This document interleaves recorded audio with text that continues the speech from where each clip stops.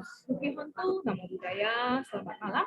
Yang kami muliakan para Biku Sangga, Samanera, Antasilani.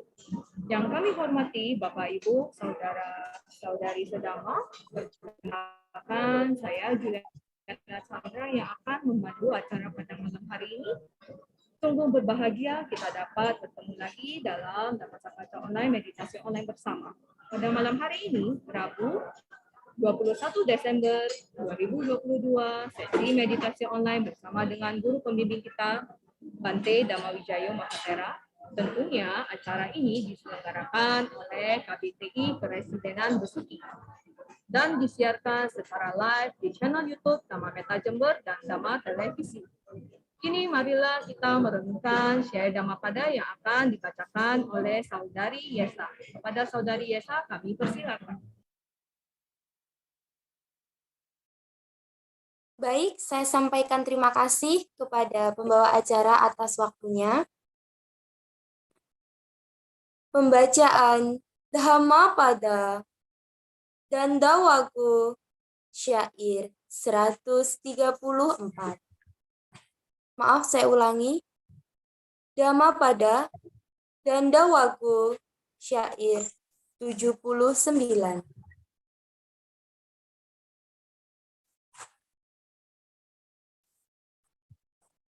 Saje ne si ata nang kang so upahato yataha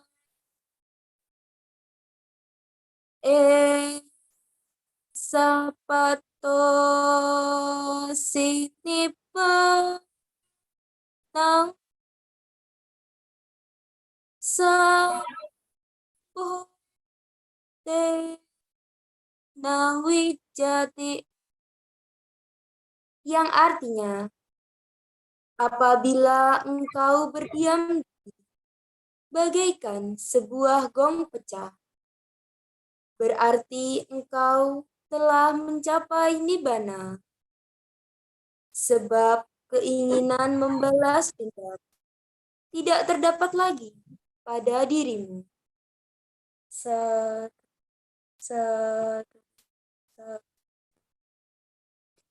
Baik, terima kasih. Waktu saya kembalikan kepada Prawaja. Saudari Yesa, sebelum memulai kegiatan meditasi online bersama pada malam hari ini, marilah kita melakukan penghormatan awal pada Tiratana dengan membacakan nama para patah secara bersama-sama. Dimohon para hadirin bersikap anjali.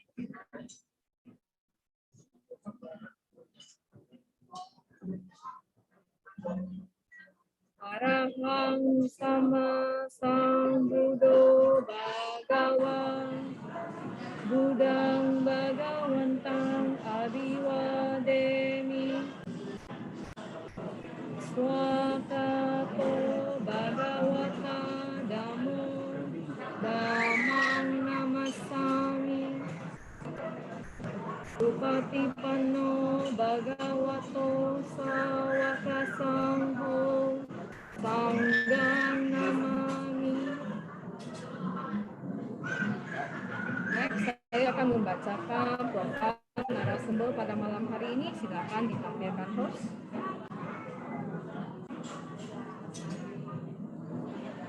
Ya, Biku Dhammawijayo Mahatera, nama penabisan Dhammawijayo. Tempat penabisan Wat Bonowa di West Vihara, Bangkok, Thailand. Tanggal penabisan 9 Maret 1979 pukul 17.41 waktu Indonesia Barat. Nama penabis Upajaya Samdet Pranana Samwara Suwadano. Nama guru penabisan Kamawacarya Pradhamalilok. Nama guru pembimbing Anusa Wanacarya Pradepkawi. Bante Dhammawijayo sebagai perintis dan founder Dhamma Televisi Analog yang sudah mengudara sejak tahun 2006 dengan pemancar televisi yang tersebar di beberapa kota di Jawa Timur, diantaranya Malang Raya, Kediri, Madiun. Untuk informasi selengkapnya bisa mengunjungi www.damaweb.tv dan YouTube Dama Televisi. Baik, selanjutnya nanti akan menjelaskan pengantar meditasi. Silakan Bante dan Wijayo untuk waktu dan tempat kami persilakan. Ya, baik, Mari kita Bante. bersama-sama untuk memahami dan mengerti bahwa latihan demi latihan itu sangat-sangat penting. Yang terpenting kita telah bersama-sama juga menggunakan waktu sebaik-baiknya untuk meningkatkan bagaimana kita memahami Buddha Dhamma dengan sebaik-baiknya itu. Ternyata itu sangat simpel dan sederhana. Kita diminta dengan penuh seni kehidupan menggunakan keenam indera ini dengan sebaik-baiknya. Karena Sang Buddha yang mengatakan berusaha timbulkan kesadaran untuk konsentrasi dengan apapun yang kita lihat, lihatlah dengan sukacita sehingga kita mampu memilah dan memilih yang indah, yang bagus, yang baik kita masukkan dalam mata kita sehingga kita akan mendapatkan sesuatu yang bermanfaat dan akhirnya kedamaian. Itulah yang tujuan utama di dalam penglihatan-penglihatan itu. Secara singkatnya, sadar apapun yang dilihat dengan penuh kesadaran untuk menciptakan damai dan hening, ini akan dikatakan kita bermeditasi dalam kehidupan sehari-hari dengan menggunakan mata tetap menimbulkan damai dan bahagia di dalam penglihatan-penglihatan itu. Tetapi kalau kita melihat apapun juga bisa menimbulkan kita takut, tegang, bingung, kacau, jengkel, benci, dan timbul nafsu, berarti ada kesalahan di dalam apa yang kita lihat itu. Kita memberikan respon yang negatif dalam pikiran kita. Maka cara penglihatan seperti ini tidak dibenarkan karena itu mendatangkan kita menderita.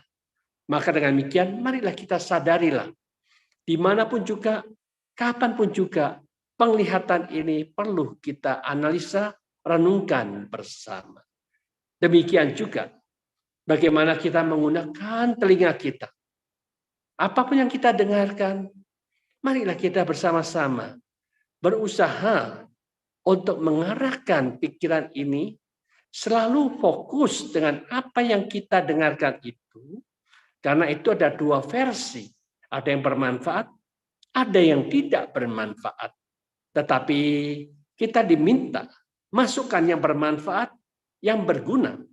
Tetapi yang tidak berguna, yang tidak bermanfaat, jangan dimasukkan ke telinga kita. Dengan sistem seperti ini, kita memilih dan memilah yang baik, yang berguna kita masukkan dan masuk dalam memori kita, karena itu akan mendatangkan manfaat yang sebesar-besarnya.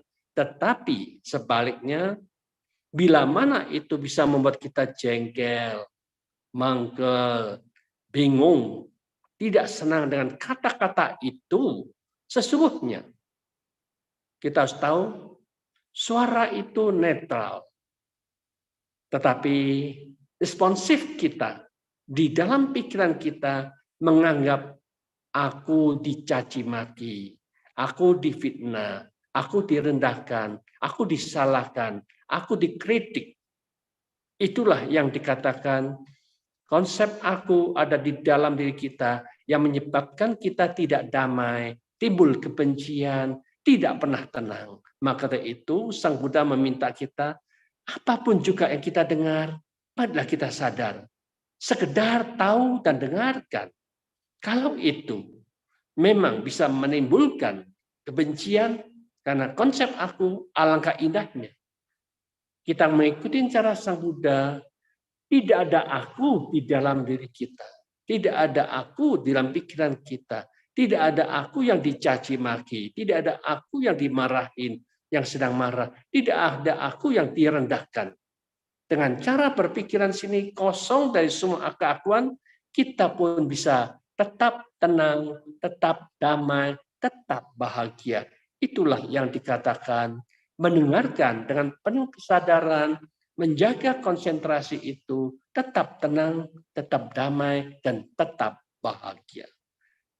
Demikian juga kita bersama-sama tahu bahwa sesungguhnya pikiran ini super gesit, lincah, liar, luar biasa aktifnya.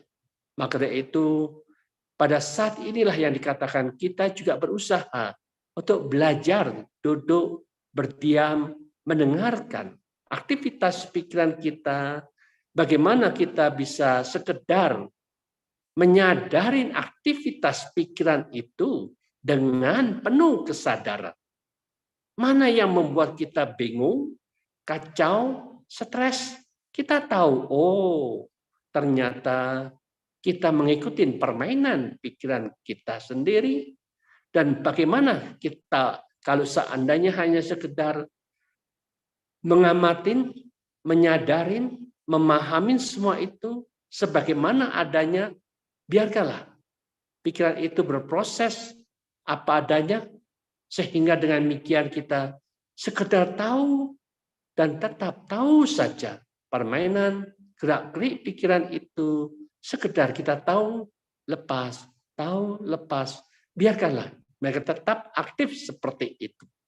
Tetapi alangkah indahnya kita tidak bisa mengatakan bahwa kita membiarkan seperti itu, akhirnya kita akan sulit untuk memahami karena kita masih belum mahir mana yang dikatakan gerakan dan permainan pikiran dan mana yang dikatakan kesadaran. Lebih baik kita ngasih sebagai pemula, masih dalam latihan terus-menerus. Maka alangkah indahnya kita harus memegang teguh satu pegangan yang kuat dan kokoh. Karena Sang Buddha katakan, dimanapun juga, marilah kita punya keteguhan, punya pegangan yang mantap, hanya membangkitkan kata-kata Buddha di dalam pikiran kita dengan sungguh-sungguh, maka dimanapun juga kita berada, teruslah kita bangkitkan kata-kata Buddha, Buddha, Buddha di dalam pikiran yang selalu terarah, di mana kita ada kata-kata Buddha, disitulah yang dikatakan sudah berusaha untuk mengarahkan pikiran ke arah positif dengan memusat terus-menerus dengan Buddha, di sanalah yang dikatakan kita sudah bisa meditasi dalam suasana apapun juga, waktu kita berjalan, berdiri, duduk, berlari, olahraga, naik sepeda motor, setir mobil, di mobil, waktu kita bekerja, di toko, dimanapun juga, aktivitas pikiran hanya membangkitkan Buddha, Buddha, Buddha. Kita sudah bisa dikatakan pikiran sudah terarah dengan tepat arah, tepat gunanya, dan kita mendapatkan tepat manfaatnya. Maka dari itu, disinilah kita bersama-sama, sebelum kita meditasi, marilah kita bertekad bahwa inti poin dengan kata-kata kita ikutin bersama-sama di dalam pikiran kita. Mulai saat ini, aku bertekad hanya untuk membangkitkan kebijaksanaan untuk menemukan kedamaian yang sesungguhnya dengan sepenuh kesadaranku. Aku curahkan menuju kebijaksanaan dan kedamaian. Semoga kebijaksanaanku berkembang, kedamaianku selalu muncul, dan kesadaran selalu timbul pada saat itu juga.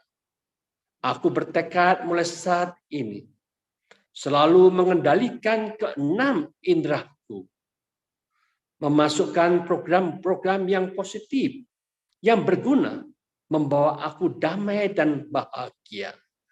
Dan aku bertekad untuk selalu mengendalikan pikiran ini, selalu membangkitkan pikiran positif, menenangkan gejolak pikiranku, selalu membersihkan batinku setiap saat. Dan tugas kita bersama mulai saat ini dan seterusnya hanya menjaga dan merawat pikiran ini tetap jernih, hening, tenang, damai, dan dengan kata-kata Buddha kita bangkitkan. Mari kita duduk rileks dan santai, meditasi bersama. Saat kita meditasi adalah saat kita dengan kesungguhan hati menciptakan kondisi rasa senang, gembira, dan bahagia. Duduk rileks dan santai, punggung kita tetap tegak, kepala tegak, jangan sampai kaku.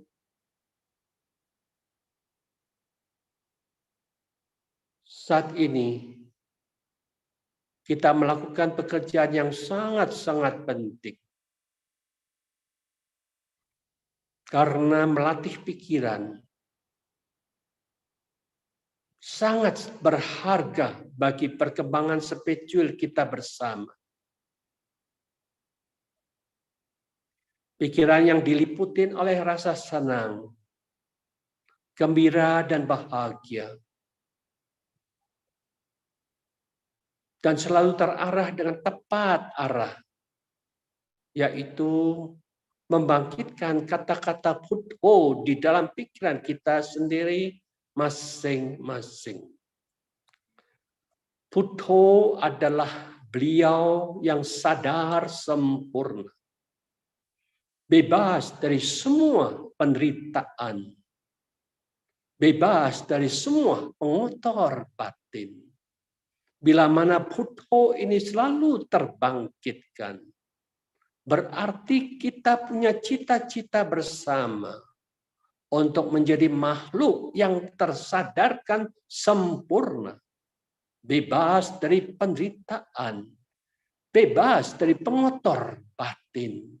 Itulah keluar biasaan bila mana itu kita capai dengan sungguh-sungguh karena merasa tahu inilah tujuan kita mengolah pikiran dengan Buddha itu untuk menemukan kesadaran yang sempurna, untuk menemukan bebasnya penderitaan, untuk menemukan bersih dari semua pengotor semua itu tidak pernah ada di dalam batin dan pikiran kita.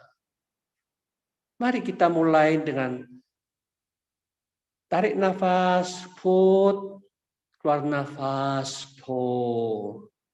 Tarik nafas, put, keluar nafas, put.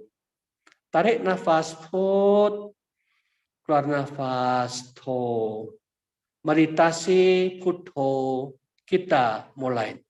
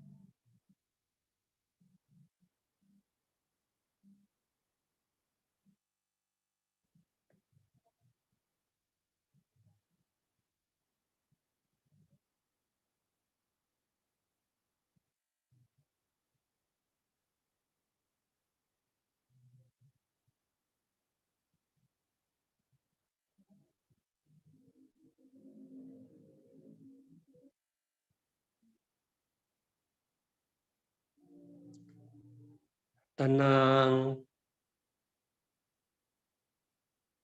tenang, tetaplah tenang. Jaga terus ketenangan dengan penuh kesadaran. Sekarang kesadaran kita hanya sekedar mendengarkan Dhamma.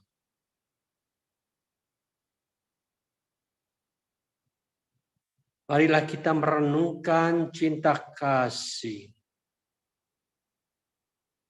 yang sering kita ucapkan. Semoga semua makhluk hidup berbahagia. Bagaimana kita mampu menciptakan kebahagiaan di dalam diri kita masing-masing. 1.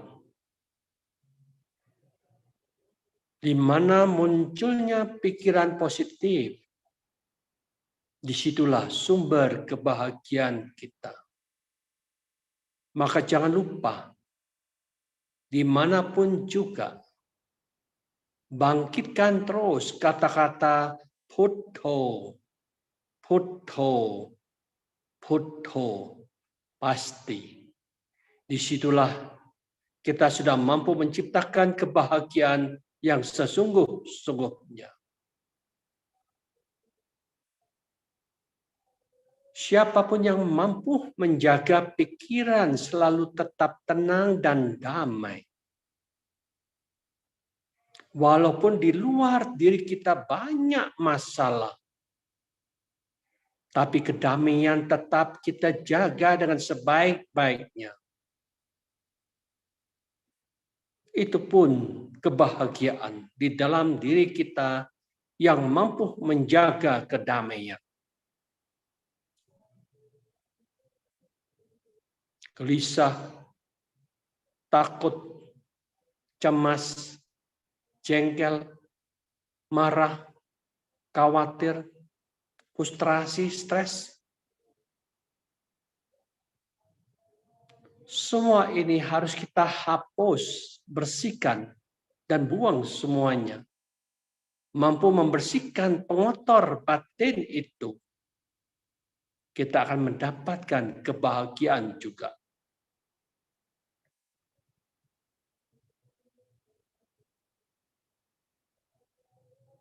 Semoga semua makhluk bebas dari penderitaan,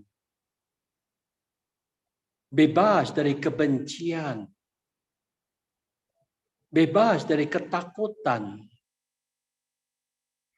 bebas dari semua kesakitan, bebas dari semua pikiran-pikiran negatif, bebas dari semua masalah.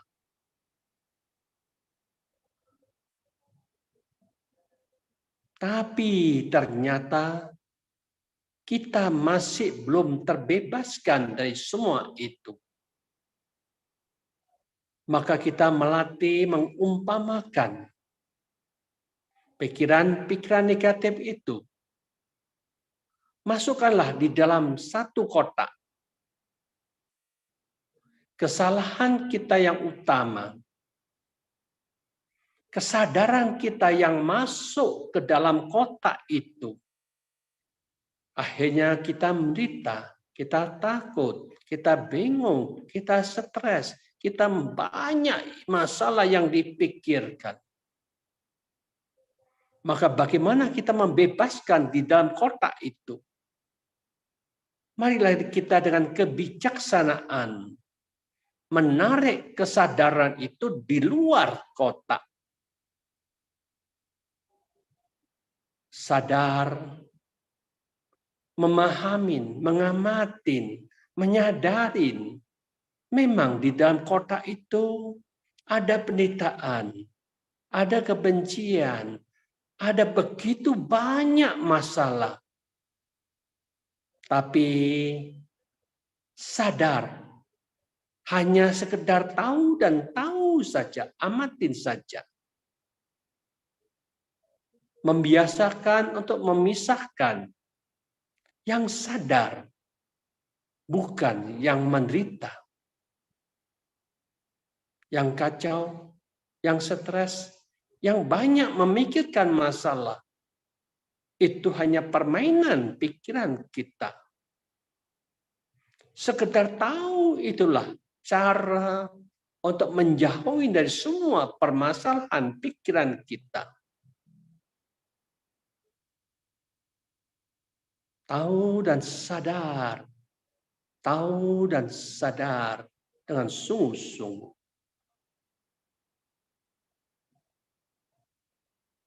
Maka tingkatkanlah kesadaran kita sekuat-kuatnya sehingga kita bisa menemukan bebasnya dari semua permasalahan.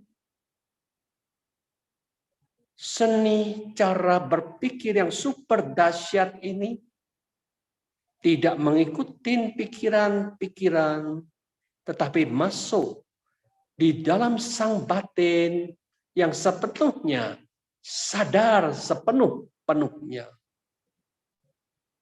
Meditasi kesadaran yang kuat, kita mulai.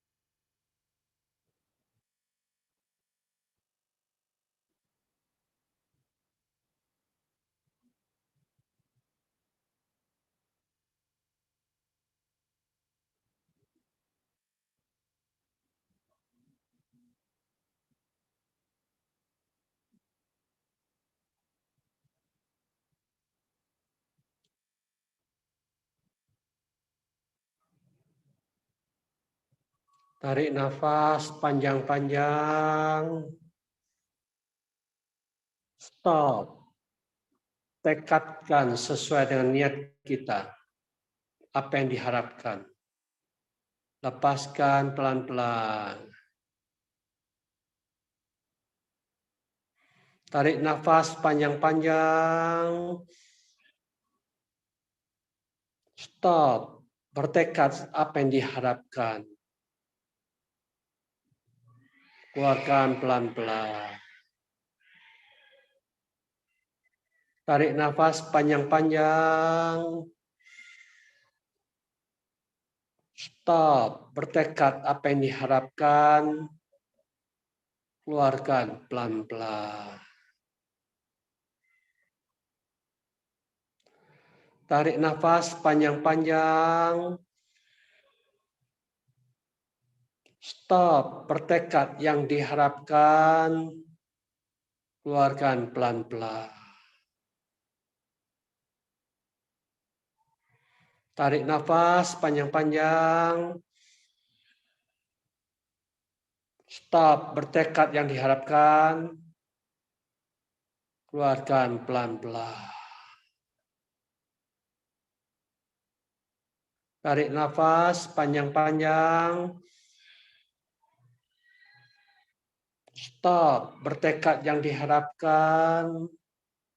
Keluarkan pelan-pelan. Tarik nafas panjang-panjang. Stop. Bertekad yang diharapkan. Keluarkan pelan-pelan. Semoga semua makhluk hidup berbahagia. Meditasi selesai. Satu. Ya, baiklah. Selanjutnya kita lanjut ke sesi tanya jawab. Silakan raise hand bagi partisipan yang mau bertanya langsung. Atau pertanyaan bisa dikirim ke operator atau diketik di kolom live chat YouTube. Berarti sambil menunggu pertanyaan masuk, mungkin saya mau bertanya Bante,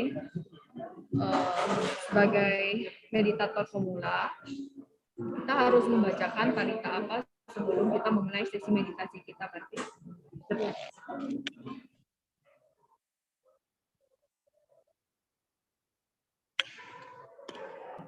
Ya, baik, Bante. Bisa mendengar suara saya, Bante?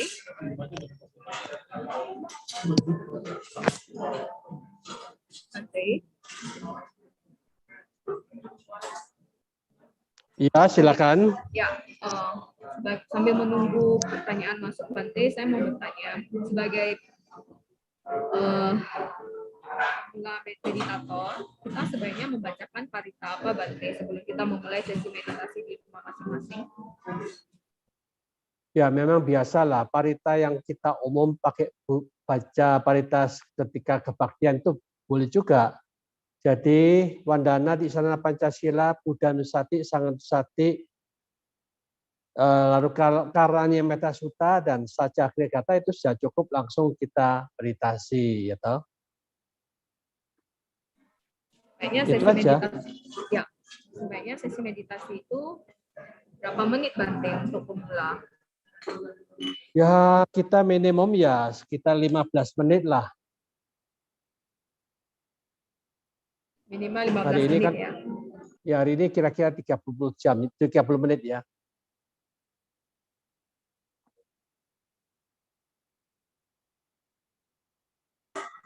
Setelah 30 menit, kita mengucapkan Sapisata Bhavantu Sukhitata ya, Bante ya. Iya, Berarti cukup itu aja.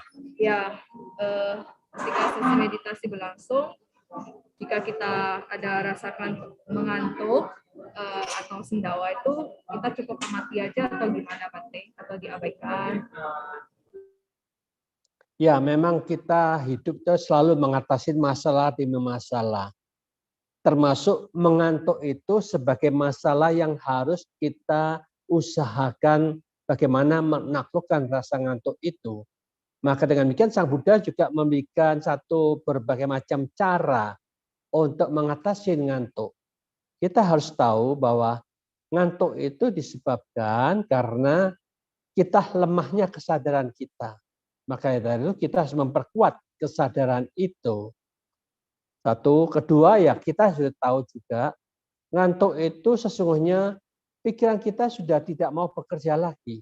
Maka dari itu kita harus mengaktifkan pikiran kita, misalkan kita merenungkan sifat-sifat agung Sang Buddha. Ngantuk itu juga menyebabkan karena kita istilahnya ada sesuatu yang di dalam diri kita perlu kita gerakkan supaya kita ada aktivitas tubuh jasmani sehingga kita tidak begitu ngantuk. Misalkan ya kita dirubah dengan berjalan meditasi berjalan. Kalau berjalan meditasi berjalan itu ya jangan terlalu pelan. Kita harus agak cepat sedikit. Kalau cepat sedikit ini masih lebih ngantuk, dipercepat lagi, dipercepat jalan kita. Kalau kita ada di ruangan hall yang besar, misalkan di sana ada tiang-tiang, ya otomatis kita bisa berbelok-belok untuk mempercepat, cari caranya mengatasi rasa ngantuk itu. Demikian juga perlu juga kita bisa mencuci muka kita dengan air supaya kita seger, supaya tidak ngantuk. Tetapi kalau masih ngantuk ya kita berusaha bagaimana untuk menjiwir kuping kita itu tarik supaya kita sewakit supaya ada rasa nggak enak gitu supaya ngantuknya hilang. Jadi cara-caranya digerakkan dengan yang tadi ini. Kalau sudah begitu nggak bisa lagi ya terpaksa kita bertekad oke, saya sudah berjuang sekuat-kuatnya sampai aku sekarang ngantuk sekali, aku sekarang akan istirahat sebentar saja, sekuat aku. Kalau bisa kita beristirahat, apakah itu 3 jam, 4 jam, kita bertekad 4 jam lah katakanlah. Nanti aku bangun, aku harus latihan lagi. Nah dengan demikian ya otomatis. Dengan cara demikian ketika kita bangun, langsung kita bangun latihan. Jadi dengan cara seperti inilah yang dikatakan kita melatih bagaimana mengatasi ngantuk demi ngantuk itu dengan berbagai macam cara. Nah, itulah yang diajarkan oleh Sang Buddha. Bisa cukup dimengerti? Silakan, mungkin ada yang lainnya. Terima kasih atas penjelasannya. Ya, berarti ya, ketika bersendawa itu memang reaksi alami atau gimana, Bante? Sendawa burpee. Ya, kalau kita perhatikan kalau umat awam itu pagi, siang, sore sampai malam itu biasanya kan kerja otomatis dia tidak ada waktu itu istirahat. Dengan secara alami badan kita saat itu terasa kita capek, kita lelah. Jadi otomatis dia memberikan reaksi untuk memberitahukan itu loh sudah saatnya kita istirahat. Itu wajar memang begitulah. Maka dari itulah yang dikatakan kita kebanyakan ke umat awam, alangkah indahnya meditasinya itu di waktu malam sebaiknya meditasi berjalan. Karena itu salah satu teknik untuk mengatasi ngantuk kita karena kita menerima kewajaran siapapun juga yang pagi, siang, sore, malam itu tidak ada istirahat, kerja pasti. Kalau langsung duduk meditasi itu ngantuknya itu akan dominan. Maka dari itulah kita harus ada teknik yang lain meditasi berjalan. Dengan cara seperti ini pasti itu akan diatasin dan kita bisa memahami untuk menerima, mempelajari keadaan tubuh kita dan saat kita meditasi bagaimana kita bisa menyesuaikan sesuai dengan keadaan kita masing-masing. Karena tiap-tiap orang memang berbeda-beda sesuai dengan kewajaran yang mereka lakukan dengan tubuh jasmani kita ini. Ya, sudah cukup begitu? Ya, baik Bante, terima kasih atas penjelasannya. Jadi kalau satu hari disarankan sesi meditasinya berapa kali, Bante? Maksudnya apakah di pagi hari atau sebelum tidur atau mungkin 3 kali sehari? Itu Bante, satu hari minimal berapa kali sesi meditasi? Ya, tadi sudah saya katakan, kita setiap saat itu adalah saat untuk meditasi. Karena setiap saat kita juga melatih, membiasakan untuk arah pikiran kita itu sudah tepat arah, tepat gunanya, tepat manfaatnya atau tidak. Kalau kita tidak bisa memahami ini, tiap detik sesungguhnya pikiran kita itu sangat-sangat aktif. Bahkan dikatakan oleh Achan Man, beliau mengatakan dulu waktu beliau meditasi sedemikian berapa tahun, pikirannya itu up and down. Banyak yang dipikirkan sehingga tidak ada arah, tidak ada tujuan, sehingga dia tahu ini kok up and down terus-menerus. Sehingga dia merasakan ada sesuatu yang salah dalam diriku ini. Maka dari itu dia cari cara bagaimana kalau seandainya aku punya pegangan dengan kuat, dengan kokoh, hanya mengucapkan Buddho, Buddho, Buddho. Setiap saat dia selalu mengucapkan Buddho, disitulah yang dikatakan kesadaran selalu ke sana, selalu terarah, selalu terarah dengan tepat, mendapatkan konsentrasi, memusat terus-menerus, akhirnya pikirannya tidak ngedown lagi, dia bisa menjaga stabil dengan pegangan yang kuat dan kokoh.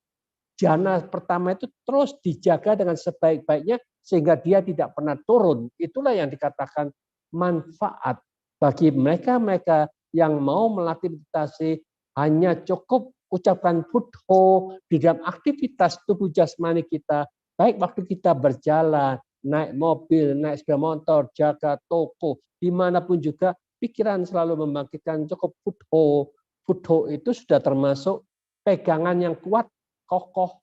Kita meditasi setiap saat, itulah yang terbaik. Kalau kita memang di rumah ada waktu, ya bolehlah kita duduk diam setengah jam pagi, nanti siang ketika kita sudah istirahat, ada jam 12 sampai jam 1, kita duduk lagi setengah jam, lalu kita isi makanan, makan untuk tubuh jasmani kita. Karena kita memang waktu kerja, kan ada istirahat jam 12 sampai jam 1, disitulah kita meditasi.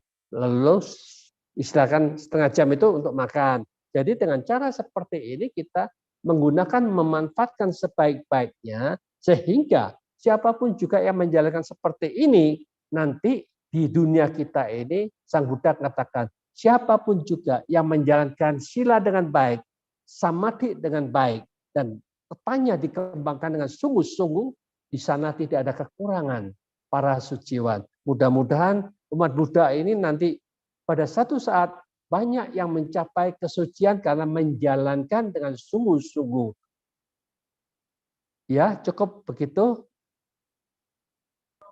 Ya, baik Bante, terima kasih atas penjelasannya. Ini sudah ada pertanyaan masuk di YouTube dari Handingga Wandami Bante. Bagaimana cara mengetahui detik-detik awal ketika pikiran mulai mengembara saat meditasi? Selama ini tahunya setelah pikiran mengembara. Terima kasih Bante. Ya, itulah memang wajar. Tadi saya sudah katakan, pikiran belum ada pegangan, dia akan selalu mengembara. Tetapi kalau pikiran sudah ada pegangan, sambil tarik nafas put, keluar nafas do, tarik nafas put, keluar nafas do, itu diperkuat ke sana, otomatis pengembaraan dari pikiran kita itu akan lebih kecil, lebih baik konsentrasinya, lebih banyak ke Buddho-nya itu, sambil nafasnya itu kita perhatikan, di sanalah yang dikatakan arah pikiran kita sudah tepat arah, mengkonsentrasikan dengan nafas dan Buddho itu akan mempercepat dominasi, konsentrasi akan terwujud. Maka dari itulah yang dikatakan pegangan demi pegangan itu perlu dipegang kata-kata Buddho sambil memperhatikan nafas, itu akan mengurangi pengembaraan, karena kalau kita hanya nafas, pada satu saat pikiran mengambang atau mengembara ke sini, ke sana, dan ke situ, kita tidak tahu, loh ini kemana ini. Tetapi kalau ada Buddho ini, Buddho diperbanyak terus.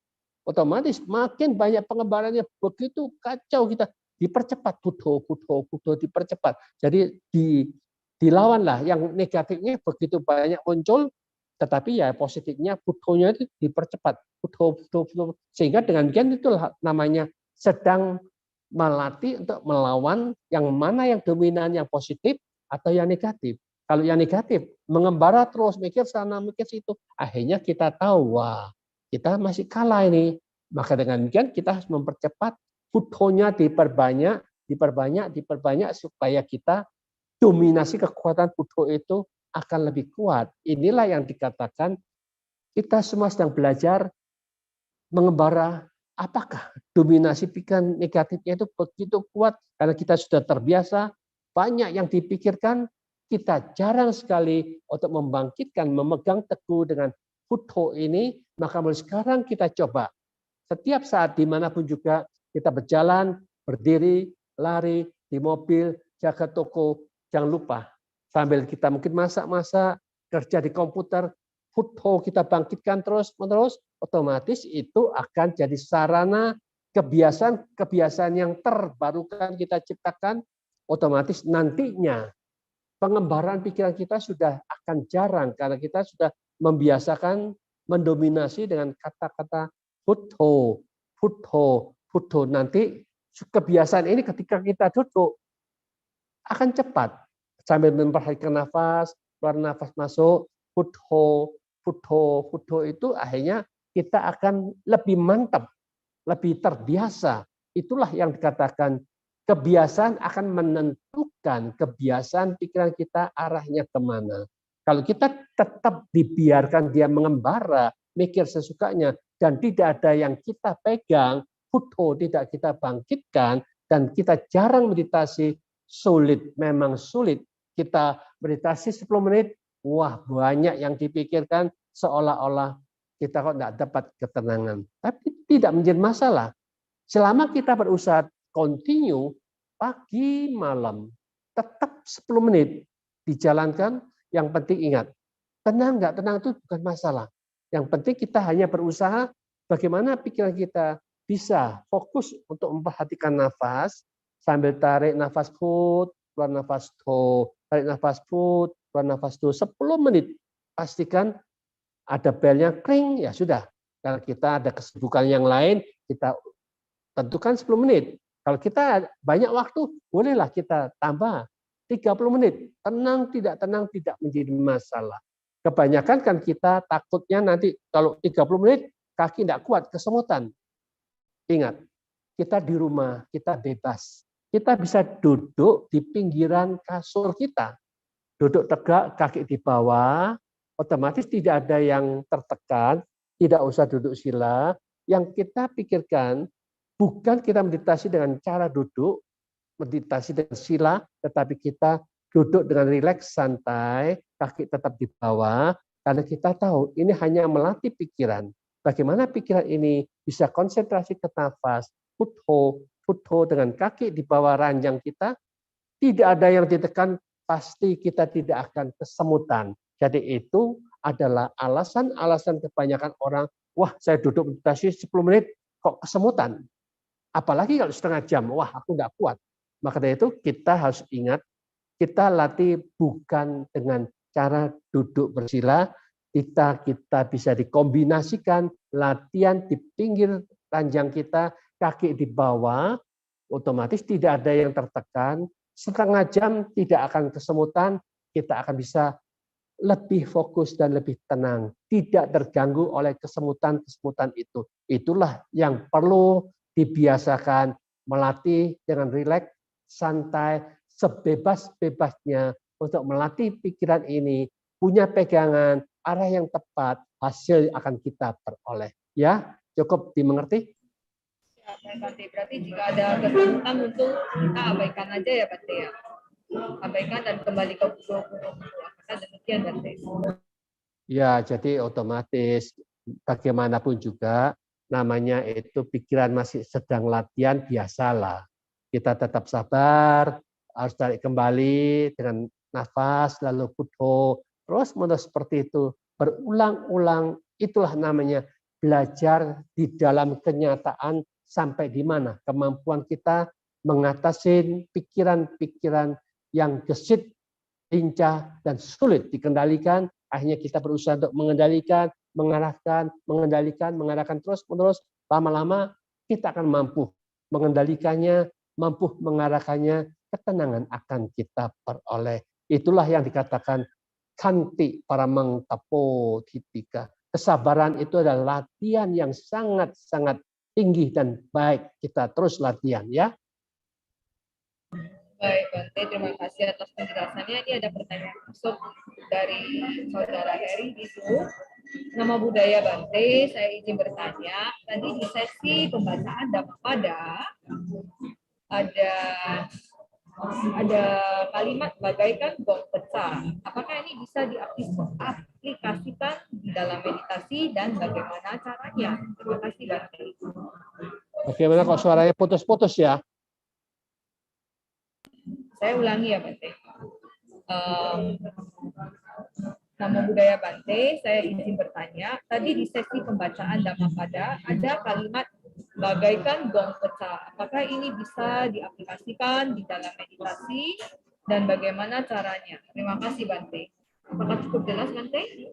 Suara saya tadi? Ya, ini rasanya ada gangguan suara yang lain masuk itu juga. Coba sekali lagi. Bagaikan apa? Bagaikan gong pecah. Bagaikan gong pecah, apakah ini bisa diaplikasikan di dalam meditasi dan bagaimana caranya? Sudah pertanyaan yang lainnya ini tidak begitu jelas suaranya. Kenapa ini? Ada gangguan apa ini? Saya ulangi lagi ya Bante.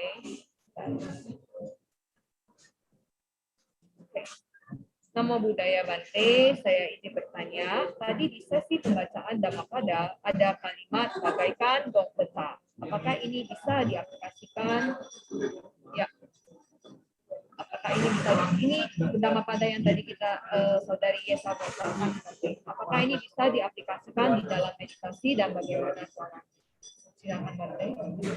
Ya, ada gong itu ya. Jadi kita seperti begini. Memang Sang Buddha mengatakan siapapun juga yang terkena caci maki, fitnaan, kata-kata kasar dari orang manapun juga, kita ini mampu menjaga pikiran kita tetap tenang, tetap seimbang. Disitulah kita selalu merenungkan mengapa kita bisa marah, mengapa kita tidak marah, itu harus direnungkan dan dianalisa. Maka dari itulah ini juga bisa menjadi perenungan untuk menimbulkan kebijaksanaan. Karena ini sering terjadi kepada semua umat. Karena semua umat yang bergaul di dalam sosial, pasti kita sering mendengarkan kata-kata yang nyakitin, yang membuat kita tidak bahagia. Maka dari itu kita harus merenungkan mengapa kita tidak bahagia. Karena ini sudah sebagai contohnya yang saya alami sendiri. Ketika saya pertama kali datang ke Thailand, kita baru sampai di Thailand, otomatis kita tidak begitu paham akan bahasa Thai. Kita bergaul sama mereka samanera dan para biku. Kita cuci ini kerjasama dengan mereka lah. Tapi di antara mereka samanera dan biku-biku sambil menunjukkan saya, sambil ngomong apa, saya tetap tenang aja karena saya tidak mengerti. Ketika berapa bulan kemudian, saya kan belajar tahu artinya. Pada saat kita tahu artinya, mengerti artinya, saat itu aku tersinggung. Oh, dia menyinggung aku ya, membicarakan aku begini dan begitu ya. Akhirnya kita agak rasa nggak senang juga, timbul kemarahan pada waktu itu, tidak senang. Nah, saat itulah kita gunakan di malam hari waktu saya meditasi, mengapa ya? Saya kok seperti ini ya, kok bisa nggak senang? Tetapi dulu kalau aku nggak ngerti, apa yang dia ngomongkan aku nggak ngerti, aku kok lebih tenang. Oh, disitulah kita ada dua pilihan. Kalau kita memasukkan dengan cara kita seolah-olah pinter, mengerti bahasa Thai itu, kita jengkel, mangkel tidak dengan kata-kata itu. Gimana kalau seandainya aku tidak tahu? Oh, aku ternyata lebih tenang, lebih damai. Nah, disinilah yang dikatakan manusia yang pandai itu harus menganalisa bagaikan kita di dunia ini ada 100.000 bahasa. Kita hanya tahu akan 3 bahasa. Tetapi tahu dengan 3 bahasa ini membuat kita menderita terus. Tiap hari ngocehan ini, ngomong sana, ngomong sana. Kita tertekan, kita jengkel, kita mangkel, kita marah. Alangkah indahnya. Apapun yang dikatakan mereka itu bagaikan bahasa asing yang tidak kita ketahui, kita diomelin dengan orang Jepang. Caci maki, difitnah, dimarah-marahin dengan bahasa Jepang. Kita kan tertawa saja. Karena apa? Karena kita tahu kita tidak ada memori di dalam memori kita karena tidak paham akan bahasa itu sehingga kita tidak memberikan respon. Kemarahan itu muncul dalam sangkara, memberikan respon yang salah, sehingga kita benci, kita marah, kita tidak suka dengan kata-kata itu. Maka dari itulah Sang Buddha mengajarkan kita, kalau kita bisa membuat batin kita itu seperti gong, sampai pecah pun kita tetap bisa tenang, itulah yang dikatakan bagaimana tekniknya supaya kita tetap tidak marah dan tidak benci dengan kata-kata apapun juga, sehingga kita mantap, kokoh, seimbang. Disitulah perlunya kebijaksanaan, perlunya latihan terus-menerus, direnungkan berulang-ulang seperti ini, itu bisa juga digunakan untuk meditasi. Bagaimana tekniknya, seni kehidupan kita dengan menggunakan telinga, dengan suara yang mereka katakan, supaya kita tetap mantap, tetap seimbang, tetap tenang. Dengan kata-kata yang sebusuk apapun juga, kita tidak tergoncangkan seperti gong yang mau pecah pun, kita tetap mantap, kokoh, seimbang. Itulah sesungguhnya yang dikatakan, dimaksudkan bisa kita gunakan untuk perenungan di saat meditasi. Ya, sudah cukup mengerti? Ya, Bante Anumodana atas penjelasannya. Saya pernah mengikuti Dhamma Talk mengenai meditator yang masuk jana, Bante. Apabila meditator sudah memasuki jana, ketika mendengar suara, berarti meditator itu sudah keluar dari jana. Apakah demikian, Bante? Ya, betul. Berarti kondisi jana itu sama sekali tidak mendengar apa-apa gitu ya, Bante? Ya, itu Istilahnya di tergantung. meditation. Itu juga tergantung jana yang keberapa. Kalau kita masih jana yang pertama, rasanya itu kita masih bisa mendengarkan, masih bisa paham apa yang dikatakan. Tetapi kalau kita masuk jana kedua, apa yang dikatakan itu kita hanya tahu ada suara yang masuk, tetapi kita tidak tahu apa itu maknanya. Kalau kita masuk jana ketiga, bahkan kita seolah-olah tidak tahu. Maka dari itu kita sekarang harus tahu, kita masuk di jana keberapa? Ke-1, kedua, atau ketiga. Kalau kita masuk mantap kokoh dalam jana keempat, kita tidak dengar apa-apa. Apa yang mereka katakan, kita tidak tahu. Maka itu ketika kita mendengarkan ceramah, kita duduk meditasi, kalau bisa masuk jana keempat, tidak menjadi masalah. Itulah sebetulnya sesungguhnya yang benar. Karena memang mendengarkan ceramah ada memancing pikiran kita bisa memusat. Kalau masuk yang terdalam, sesungguhnya walaupun kita tidak paham apa yang mereka katakan, tetapi itulah sesungguhnya tujuan daripada mendengarkan dhamma adalah memancing pikiran kita bisa memusat, menimbulkan kusala kama cita yang terbaik.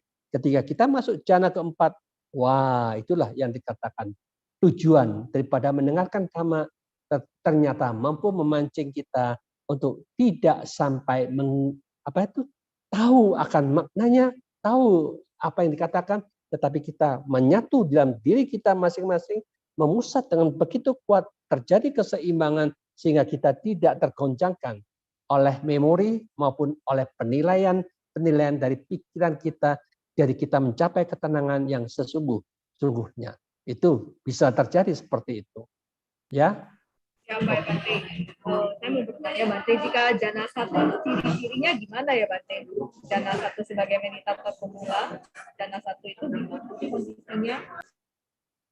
Jana satu itu kita masih ada, Vitaka, Wicarana itu masih ada. Kalau kita juga timbul rasa senang sedikit, juga ada kebahagiaan, ada pemusatan di situ, sehingga Vitaka, Wicara itu masih ada gerakan di pikiran kita, responsif masih ada. Jadi apa yang dikatakan itu kita masih dengarkan, masih tahu, masih ada responsifnya juga. Itulah yang dikatakan jana pertama. Ketika Vitaka, Wicara ini kita lepas, kita ini masuk dalam pitik yang kuat, kebahagiaan yang kuat juga, konsentrasi lebih kuat lagi, sehingga kita hanya tahu, oh ada suara yang masuk, tetapi kita masih tidak memahami karena kita juga tidak begitu tertarik dengan memori lagi, sehingga kita tidak bisa memberikan respon sama sekali. Kita tertarik dengan rasa senang dan bahagia yang begitu kuat, jadi kita hanya sekedar tahu ada sesuatu. Tetapi kalau kita sudah masuk bahagia sekali dan ekagata cita, kita seolah-olah Apa yang dikatakan nggak tahu sama sekali. Kita masuk dalam ketenangan, tetapi itu akan lebih dalam lagi. Kita sama sekali tidak tahu ada suara, ada kata-kata. Dengan demikian kita hanya memusat dan eka kata cita. Itulah jana keempat. Maka dengan demikian inilah yang dikatakan tiap-tiap tingkatan itu ternyata kita selalu melepas dalam batin dan pikiran kita. Kita tidak boleh terikat dengan kebahagiaan yang muncul di dalam saat meditasi. Kalau kita terikat di situ, kita selalu bahagia, merasa cukup di dalam kebahagiaan itu, kita tidak bisa masuk dalam eka kata cita. Maka dari itu, kebahagiaan pun ini harus dilepas. Akhirnya mencapai yang dikatakan UPK, keseimbangan, pikiran menyatu padu dalam pikiran itu sendiri. Itulah yang dikatakan yang jana keempat kita capai. Tetapi kebahagiaan lebih dalam lagi, lebih halus lagi yang tidak pernah kita pahamin, itu kebahagiaan yang lebih tinggi. Ya, cukup dimengerti? Ya, baik Bante, Madana atas penjelasannya. Berarti sebagai meditator kita harus mencapai jana keempat dulu, baru belajar meditasi vipassana atau gimana Bante? Atau fokus meditasi samatha dulu baru meditasi vipassana, atau harus capai jana dulu, jana keempat baru belajar meditasi vipassana? Ya, memang lebih baik begitu. Kita ini harus tahu juga meditasi itu memang ada berbagai macam cara. Kita masuk meditasi itu adalah untuk menenangkan gejolak pikiran kita. Ketika ketenangan bisa dicapai, kita tidak boleh di jana keempat terus-menerus. Tetapi ini harus dikeluarkan, masuk di jana pertama untuk masuk dalam upacara samadhi, merenungkan dan menganalisa di dalam vipassana itu kita di dalam upacara samadhi. Kalau masuk dalam apana samadhi yang dalam sekali itu, otomatis kita tidak bisa merenungkan. Maka dengan demikian inilah yang dikatakan meditasi itu harus pandai. Kita masuk dalam ketenangan yang seberapa. Untuk ini yang dalam itu ada tempat kita istirahat yang sesungguh-sungguhnya, karena kita sudah terlalu capek menganalisa dan merenungkan, akhirnya kita perlulah istirahat masuk di dalam jana keempat. Tetapi ketika kita sudah seger, sudah kuat, sudah kokoh di sana, keluar lagi, masuk di dalam jana pertama atau upacara samadhi untuk merenungkan, menganalisa, karena saat itu kita bisa menggunakan apa itu cara berpikir sesuai dengan dhamma yang pernah kita ketahui, direnungkan, dianalisa, lalu kembali lagi masuk, berulang-ulang seperti itu, otomatis itulah dikatakan samatha dan vipassana berulang-ulang dikerjakan oleh mereka yang memiliki waktu yang banyak. Mereka otomatis bisa paham dan mengerti kapan istirahat dan kapan berjuang lagi untuk menganalisa dan merenungkan di dalam fenomena-fenomena kehidupan kita yang cukup kita lihat anicca, dukkha, dan anatta. Bagaimana kita bisa membebaskan batin kita dari dukkha itu dan memahami semuanya itu hanya tergantung. Kita juga membebaskan dari konsep keakuan, otomatis kedua-duanya dipakai. Hanya kita akhirnya merasakan di dunia ini sesungguhnya tidak ada problem. Karena kita anggap semuanya hanya fenomena kehidupan yang wajar, hanya muncul, hilang, muncul, hilang. Di situ juga tidak ada duka karena pikiran kita tidak masuk di dalam masalah penderitaan. Karena aku sedang menderita, aku sedang digosipkan, aku sedang dimarahin, aku sedang dicaci maki. Tidak ada konsep seperti itu. Kita hanya masuk the knower, si pengetahu saja. Biarkanlah permainan pikiran itu bermain sesuai dengan kewajarannya, kita cukup tahu dan lepaskan.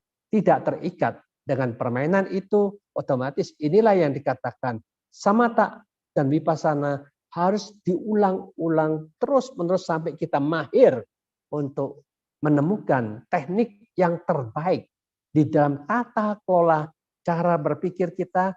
Kapan kita perlu samatha kita, kapan kita perlu vipassana kita, disitulah waktu yang akan menentukan kemahiran kita masing-masing. Jadi perlu dilatih terus-menerus ya. Berarti ketika meditator duduk meditasi itu berarti bisa samatha, bisa vipassana at the same time gitu ya Bante ya?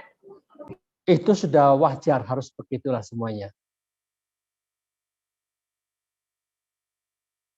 Baik Bante, berarti nggak wajib harus mencapai jana dulu baru belajar vipassana ya Bante ya?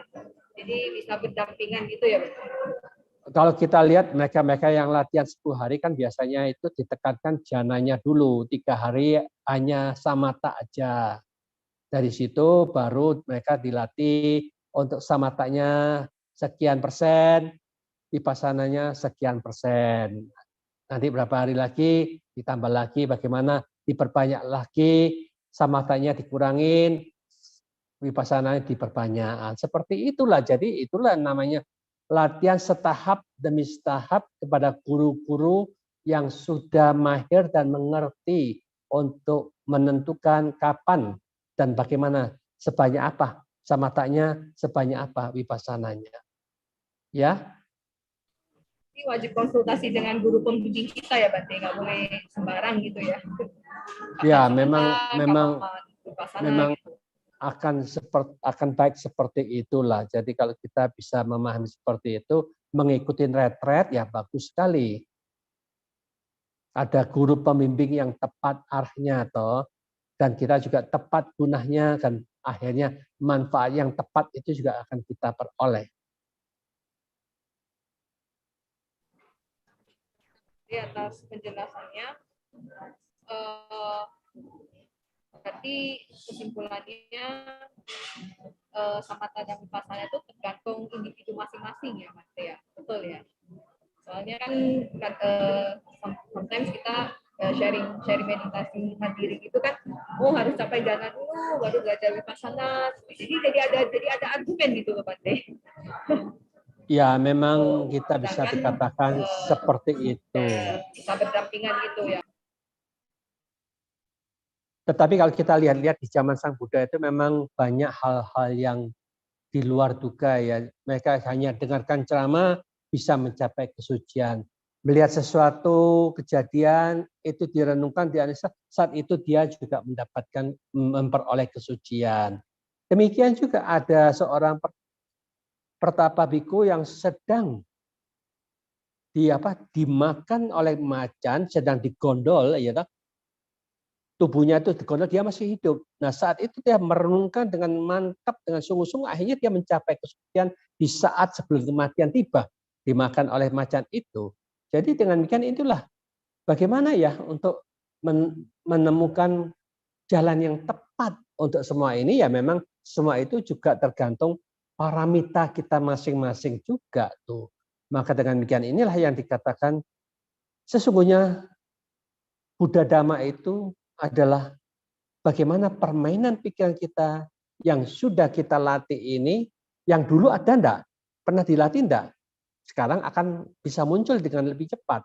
Kalau kita baru latihan sekarang, wah kok saya enggak maju-maju ya? Teman sana yang ini maju, sana maju, kok aku enggak maju-maju? Jadi dengan kita jangan iri, kita bisa terima. Oh kemungkinan besar memang paramita kita kurang.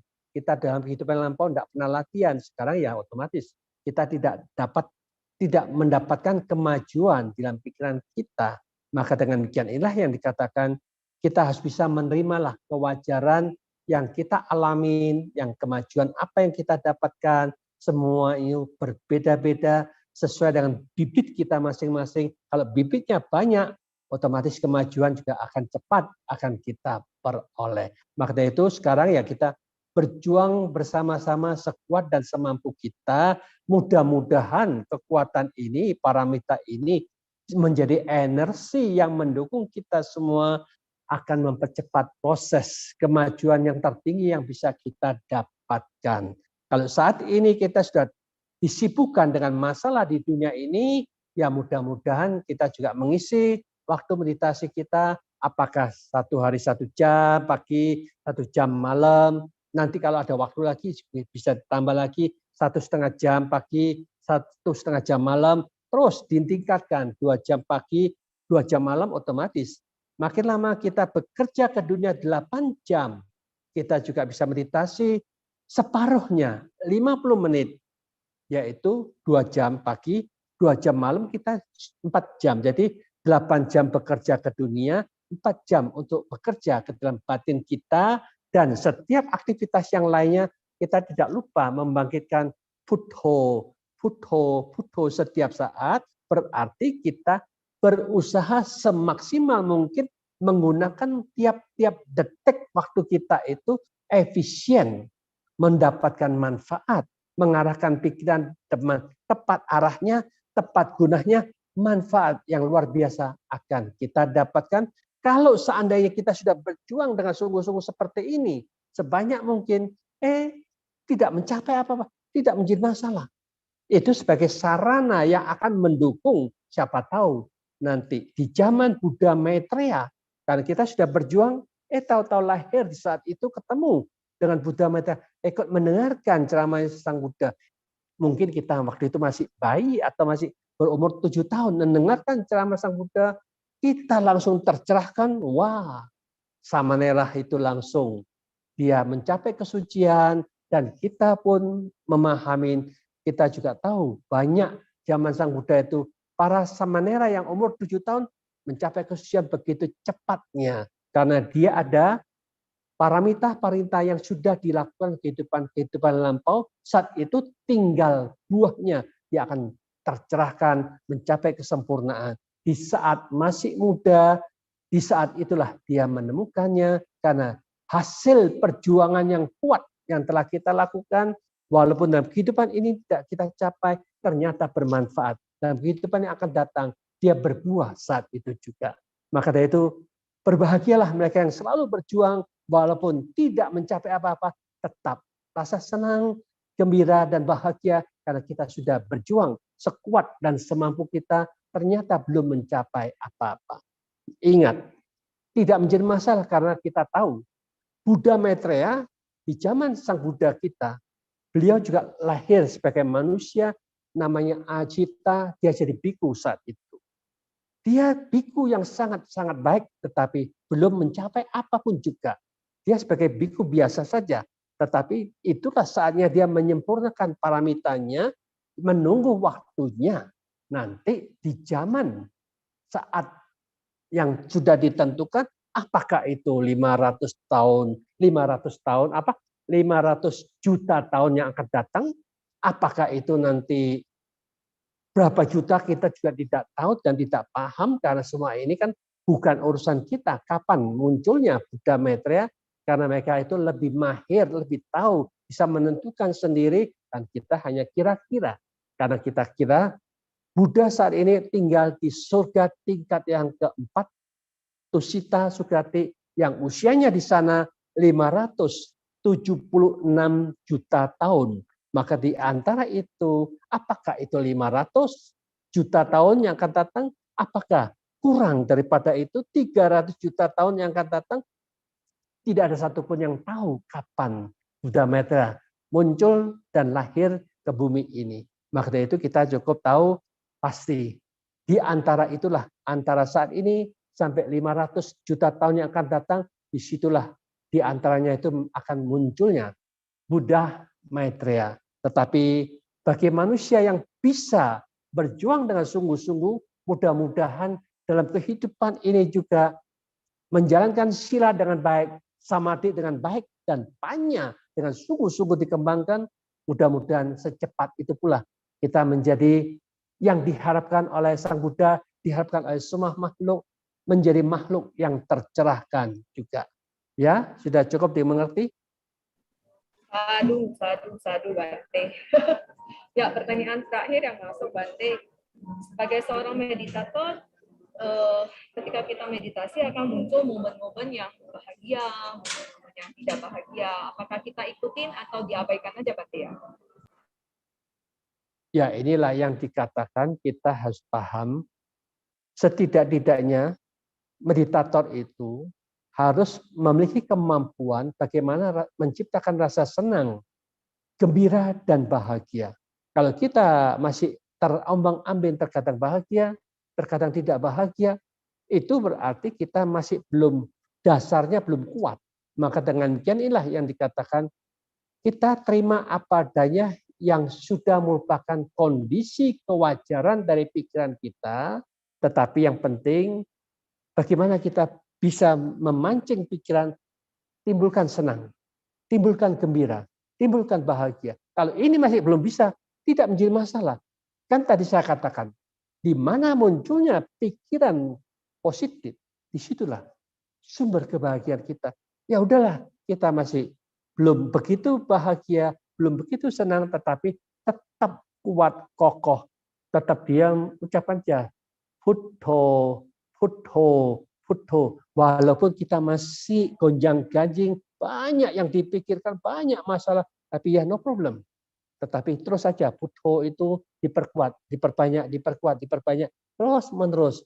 Jadi yang ada masalah dalam pikiran kita, banyak yang muncul macam-macam, ya itu bukan kebiasaan pikiran kita. Kita tidak bisa membuang seketika itu, tetapi kita berjuang, berusaha untuk memancing Buddho itu muncul, karena kita tahu itulah jalan kebahagiaan kita.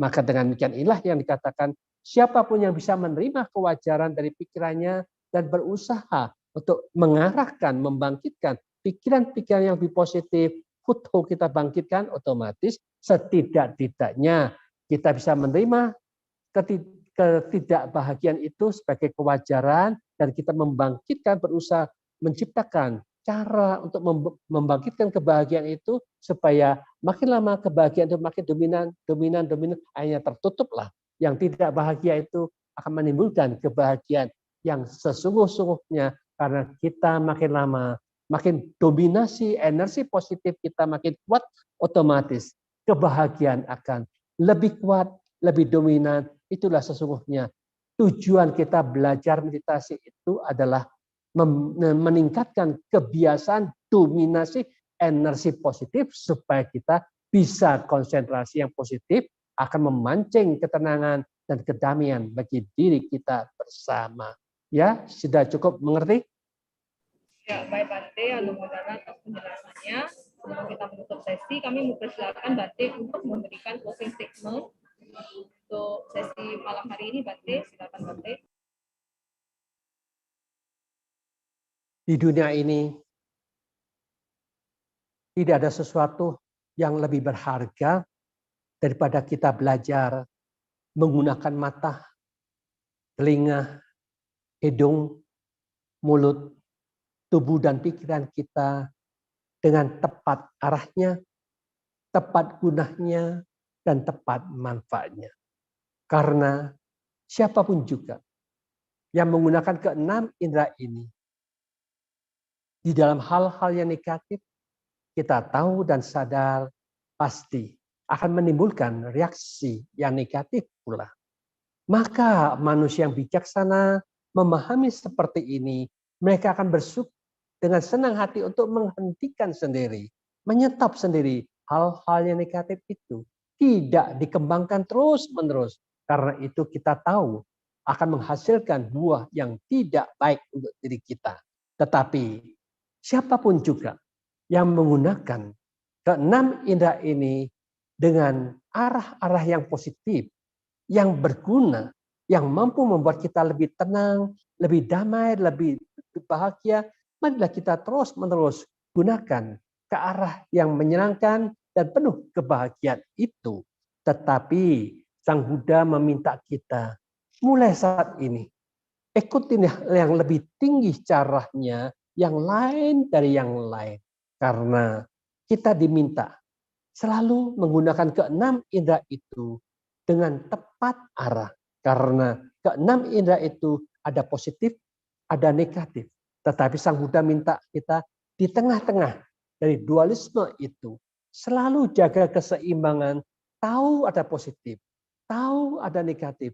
Kita tidak diombang-ambingkan ke positif atau ke negatif. Tetap jaga keseimbangan. Disitulah yang dikatakan kekuatan keseimbangan adalah kita hanya sekedar tahu dan sadar saja, kita tidak diombang-ambingkan oleh masalah itu. Demikian juga kita tahu ada masalah-masalah yang begitu banyak, semua itu ternyata yang telah berlalu. Di waktu yang lalu. Masalah-masalah ini kita takutkan yang akan datang akan menjadi sesuatu yang belum bisa kita bereskan. Itu adalah sesuatu yang akan datang. Maka dari itu kita di tengah-tengahnya, bukan yang lalu, bukan yang akan datang. Kita hanya sekedar tahu memang ada masalah. Tetapi masalah itu ada di dalam memori, ada juga di dalam permainan pikiran kita, tetapi di tengah-tengahnya bukan yang lalu, bukan dari yang akan datang itu adalah permainan pikiran kita, tetapi kita di tengah-tengahnya. Kita hanya sadar saja. Kesadaran inilah yang menjaga keseimbangan dan ketenangan kita.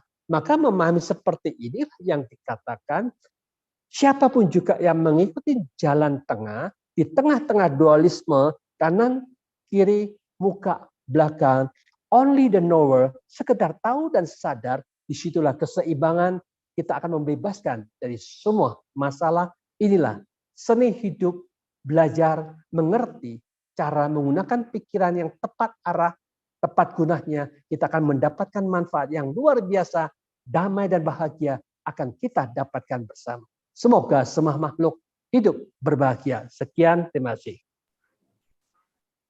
Sadu, sadu.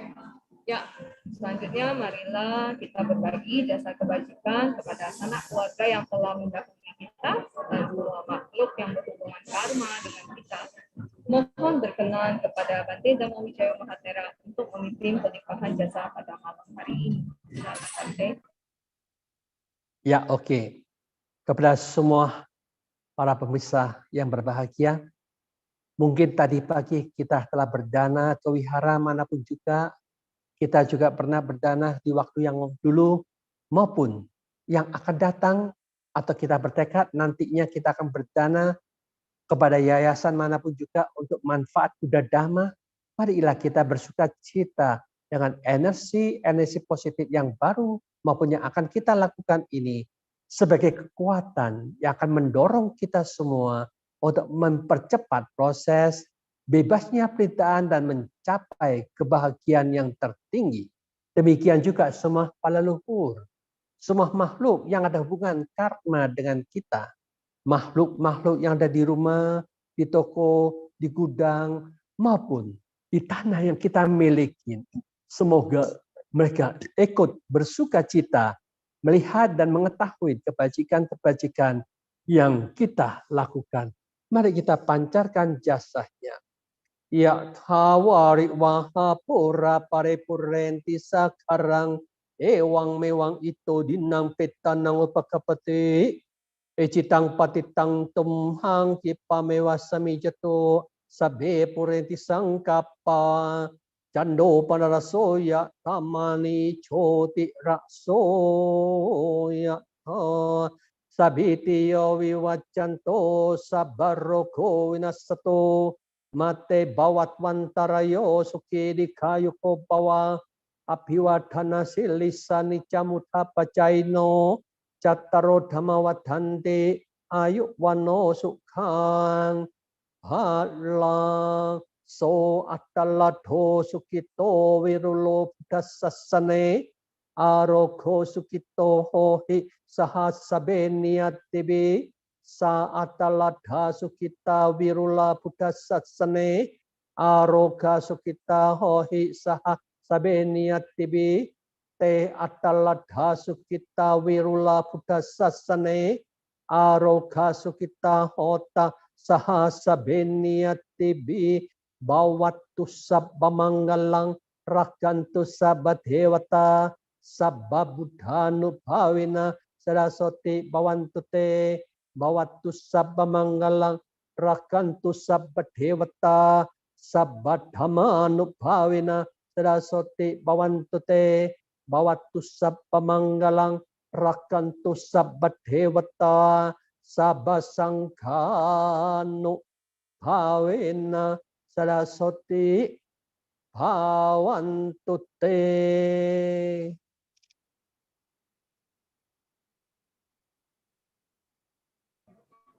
Sadu, sadu, sadu. Saya mewakili keluarga besar KBTI Keresidenan Besuki mengucapkan Maha Anumodanah kepada Bante Dhammawijaya Mahathera yang telah meluangkan waktu untuk sesi meditasi online bersama dengan kita. Semua yang hadir di Zoom maupun YouTube, semoga hama baik yang tercipta hari ini bisa bermanfaat kepada semua makhluk. Ya. Sebelum kita tutup kegiatan malam hari, marilah kita kembali membacakan nama Harapata pada para hadirin. Dimohon untuk bersikap anjali. Arahang sama sambuddho bhagava udang bhagawanta abhiwademi swakato bhagawata dhammo dhammang namasami supatipanno bhagavato sawaka sangho sanghang namami. Ya, saudara-saudari yang berbahagia dalam Dhamma, marilah kita memberikan penghormatan kepada Bante Dhammawijaya Mahathera. Saya akan membacakan okasa saudara-saudari sekalian dari tempat masing-masing. Silakan mengikuti dengan membacakan Wandami Bante. Okasa Wandami Bante. Siddhamato, siddhamato, siddhamato itang palang tasming ratasming sama sambuddha jetaso. Berhasil, berhasil, berhasil. Dengan kekuatan Sang Tiratana, semoga cita-citanya selalu berhasil. Sadu. Sadu, sadu, sadu. Ya. Kami persilakan Bante untuk meninggalkan ruangan Zoom. Oke, good night semuanya. Sukihoto, bye-bye. Good night Bante, Sukihoto. Ya. Baik, selanjutnya kita lanjut ke slide announcement. Silakan ditampilkan host. Terima kasih.